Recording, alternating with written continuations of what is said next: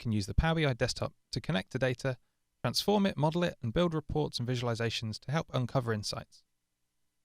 Once you've installed the Power BI desktop, the best place to get started is just to hit Get Data on this first screen. You'll get a list of all of the different data sources we support. I'm going to choose SQL Server as an example. Just type in the name of the machine you want to connect to. And in this navigator, you can see all of the databases available to me, and I can browse through to the table that I'm interested in. If I select this one, I can either load it directly, or I can choose to edit that query and transform the data as it gets pulled into the Power BI desktop. I've got some really simple data in here, just some information about sales to different segments in different countries and of different products, etc. In this query editor, I can do a whole bunch of different things, adding and removing columns. I can split things up, I can group data in different ways, and I can do a whole bunch of different transformations to shape and construct this data the way that I want to. Actually, it's in pretty good shape, so I don't need to do anything like that. All I'm going to do is hit close and load. We're now going to load that data into the Power BI desktop. Now here on the right hand side, I can see all of the different columns that got pulled in. If I want to start building visualizations, all I need to do is choose the field that I'm interested in and drag it over to the canvas on the left hand side. Let's analyze that by product. And it splits it out for me. I can see the Paseo products way outselling anything else. Let's try some different visuals. We support a range of different visualizations. And if I want to insert, for example, a map, just click that icon and now start dragging some fields onto it. Let's take a look at country. And let's look at that again by our gross sales.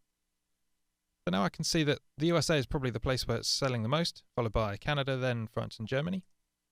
And maybe let's look at some different visuals. Let's try a donut chart.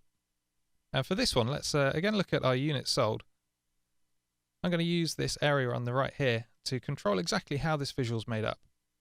But this time, rather than looking at it by product, I'm going to look at it by segment. So we can see we're doing most of our sales in the government area. Finally, we can choose, let's build some details and put a table into here. Let's look at the number of discounts that are being given and which months we were doing our sales in, the products, and let's add a few more of those numeric values as well. Great, I've got a really useful report here. It's got quite a lot of detailed information in it, and I'm just going to save this locally. This is my sales report. And I can also choose to publish this up to the Power BI service from here. I've already signed in, so this will go straight up to Power BI. And when it's finished, I can open it up. And here in the browser, I can see that report that I just published.